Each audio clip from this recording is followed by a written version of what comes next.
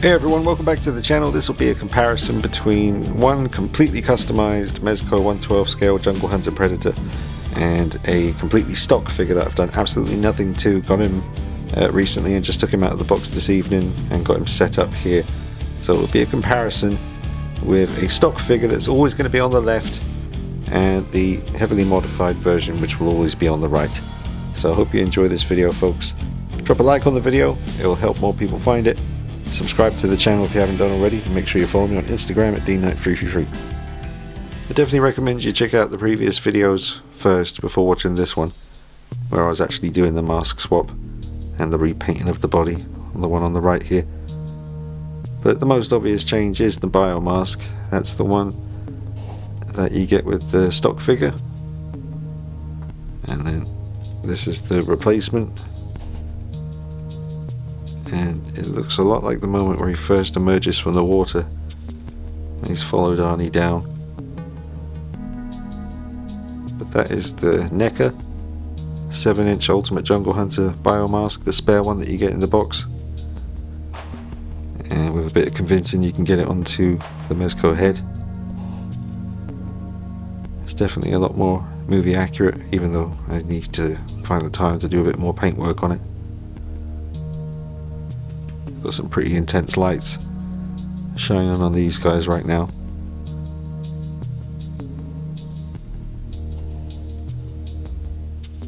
But yeah, I'd say doing the mask swap makes a big improvement.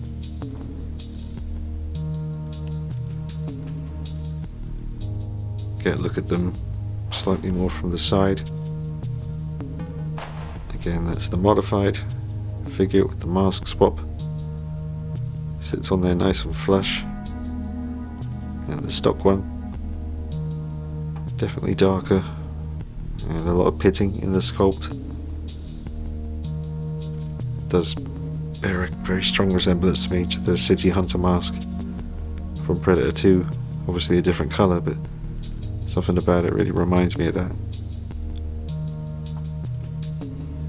Yeah, the NECA one is just far superior as far as accuracy goes.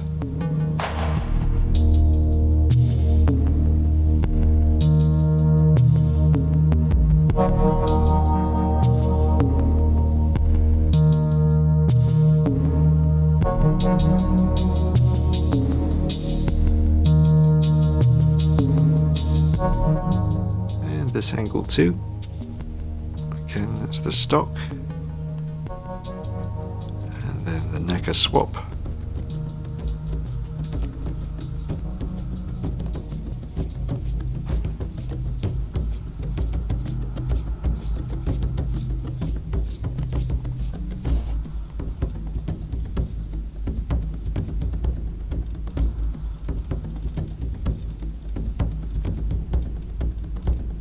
I do need to add the tubing from the Biomask.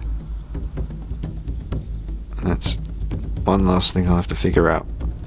Got some ideas about it, just need to find the time. While I've got them in this position, we'll just take a look at the skull and spine. That is the stock one. Absolutely fresh out of the box, nothing done to it. And then this is the changes I made to mine. Just gravity as far as having it hung by his side like that in his hand. It looks really cool. Obviously I've repainted it. There's a lot more nasty detail on it now, just chunks of flesh just covered in blood. Again, I've explained how I did this in previous videos. I don't want to repeat myself too much. But yes, the stock one, I'm going to keep it straight like that, but I will repaint it to look more like this one, gore wise. But I'll keep this one for possibly hanging on his back or something like that, or maybe just clutching it from the top of its skull and just letting the spine dangle. But it's nice to have the straight one and a bendy one. Now with the trophies around their necks, you can see the modified one on the right, the trophies hang higher up, closer to the neck, and on the stock figure they hang quite low. So I just put a tiny speck of Loctite glue the back of his, in between his shoulders, where I needed the trophies to sit a bit higher, and they're just kind of locked in place now so that they hang at the right height. Obviously the dreadlocks completely cover up anything. It was the tiniest speck of glue, you'd never know it, and Loctite glue dries super clear, so it's a very, very nifty little trick. It's probably a better way to do it, there always is, but that's how I did it. It's a little thing, but it makes a difference. So fresh out of the box, the stock figure, the trophies are very plain, like an off-white kind of bone colour, sculpted really nicely, but definitely can be enhanced with a few washes. That's like, you know, acrylic paint and water, like 95% water, a little splash of brown paint in there just to make it look like muddy water, and just apply it over the surface. And I use my fingers sometimes and just wipe it away so it stays in the crevices. Use my heat gun to quickly dry it, and then maybe do a very mild black wash over the brown wash. But very, very small amounts of paint, mostly water, and you can get all your details coming through on the bones. I'll just give you a little close up here on the trophies that are modified with the washes. It certainly brings out some really nice detail in the sculpt. And by the third act of the movie, after he's been in and out of the muddy water and fighting with Dutch, I reckon they'd be quite nasty looking.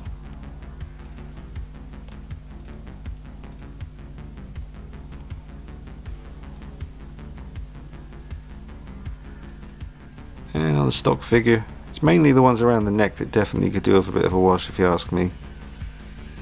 But some of them that hang lower around here is not too bad, especially that one in the middle.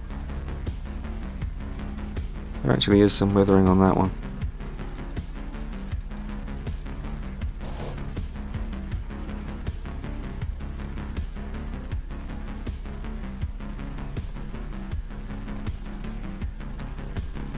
And with the long blades on the Gauntlet here, on the stock figure, they're completely clean. And on my modified one I added the blood,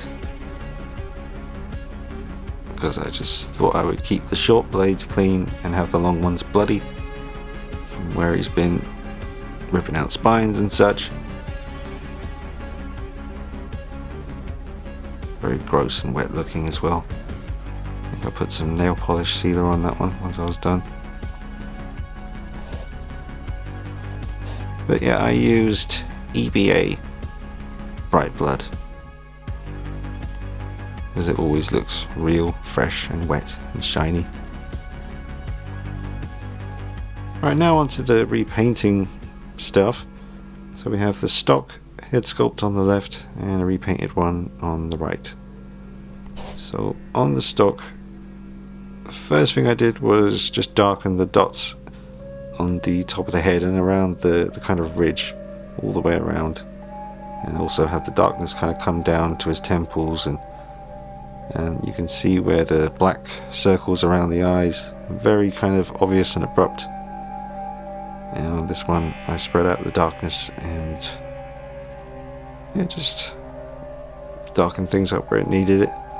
Now, I'm no expert on the Predator from the first movie. I love it and I know a fair bit about it, but I know there's people out there who do incredible life-size heads and amazing work, and they would say you're missing this color, you're missing that color, there should be more dots and all this stuff, and I can always go back and add more to it when I'm in the mood, but this will have to do for now. But I think I've made a pretty good improvement on it. It's just a bit pale before, but the sculpt is definitely there.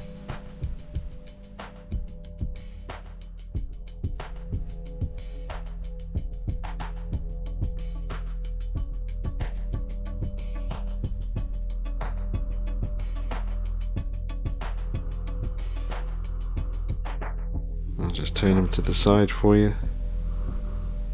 It's not massively obvious, is it? I mean, I'm sure some people watch this and say, it just doesn't look that different to me, dude, but it's mainly just darkening areas and sorting out around the eyes. That was a big help. I also glossed the teeth with nail polish sealer so they look shiny and wet. And this is the stock one. I could always add some little spiky quills. They're sculpted on there, but they're not sticking up. Might find a way to do that, because this one will always be unmasked.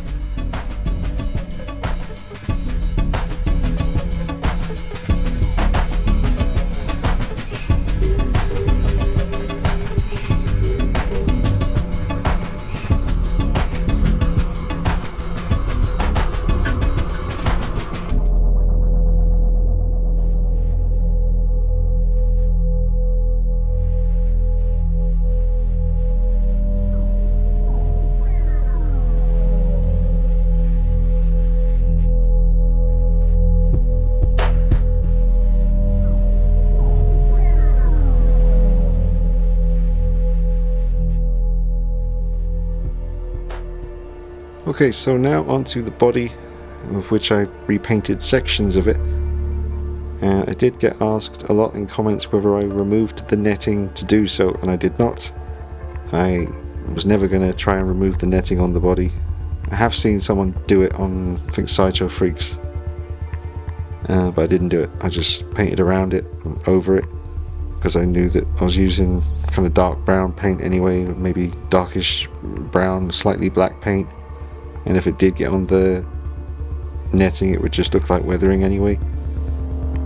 But it didn't have any effect really, not visually. I don't think there's any tell signs on the netting that I've painted over it or around it.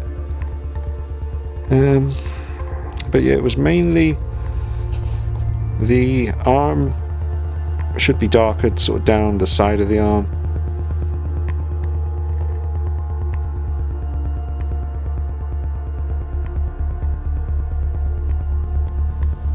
And there should be some more darkness around his predator pectoral muscles, and down his side by his ribs and down his center, and definitely more kind of like dots and speckling in places. So I did that with Winsor & Newton acrylic paints, which I did show in a previous video. Now it's not really finished. I know there's loads of little details missing. You know, it's Christmas time when I was doing this, and I couldn't really spend too much time on stuff, but I was trying to get out all the content I needed to do. So I'll go back and finish off and add some little dots and colours and stuff, but the main mission was accomplished in getting the arm and the body to look a bit more movie accurate. Definitely not 100% yet, because I still need to go in and do more work, but it's definitely better looking than it was on the stock. Now, I did give the stock figure a very high score when I reviewed it, like a 9 out of 10 I think. And I stand by it. It's a fantastic figure. I mean, this is that figure. Obviously it's got a mask swap, which is a pretty big deal, but they did give you a hell of a piece. I just love tinkering with stuff, and there was a few little things that I just knew could be a bit stronger in the paint department. But I still brought you one hell of a 1/12 scale Predator. I think it's the first one they've done. So I'd still give him a really high score. There's just a lot of potential there if you want to have some fun with it. Alright, I've swapped over the heads, and once again all of the stock action is happening on the left side of the screen, and all the modified shenanigans is happening on the right side of the screen. So, they look pretty different to each other at the moment. Let's go over here to the repainted version.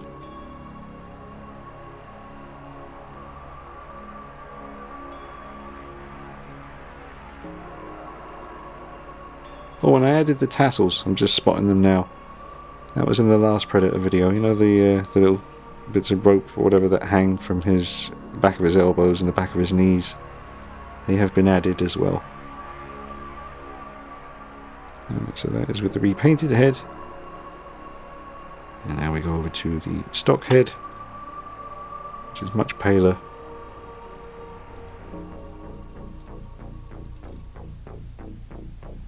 as is the arms and the body and the trophies and the spine and the legs and the feet. Stock, and then the D-night treatment.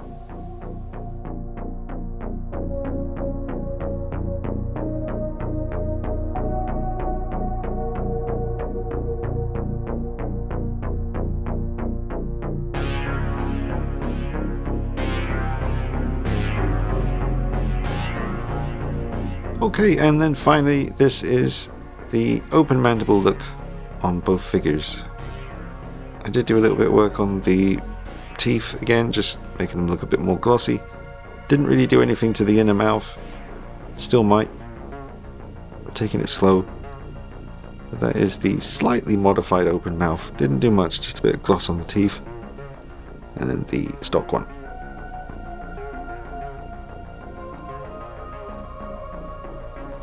Alright folks, so I hope you enjoyed the comparison, and I encourage you, if you've got the stomach for it, to give it a try. Practice on some other stuff, you know. If you've never done any washes before, any repaints on anything, practice on something else. You know, I use Winsor and Newton acrylic paints for this particular job, but I often use Revel paints. They come in little blue square tubs, very cheap for model kits. And I didn't remove the netting, I painted around it.